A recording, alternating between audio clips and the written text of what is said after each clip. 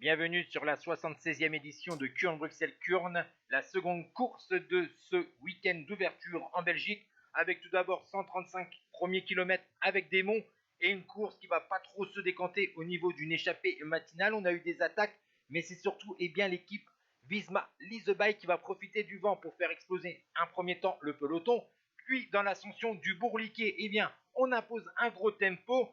Puis dans le Mont Saint-Laurent, Van Aert a accéléré, suivi de Pitty, Lascano et Wellens.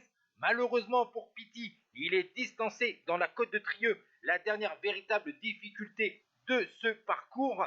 Derrière, on a Jorgenson et Mohoric qui sont donc à un deuxième échelon de la course qui vont reprendre Pitty. Devant, ils sont donc trois, ils vont franchir le Kreuzberg tranquillement. On va collaborer entre le champion d'Espagne, Oyer Lascano, vainqueur de la Classica Raen, Tim Wellens, qui était déjà très en forme hier sur le Het Nieuwsblad, et bien sûr Van Aert.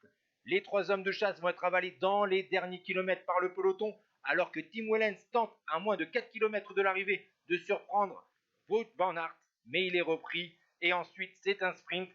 Van Aert est trop rapide. Et la deuxième place revient à Tim Wellens. C'est donc un doublé pour la Belgique et un doublé pour la Visma Lease ce week-end.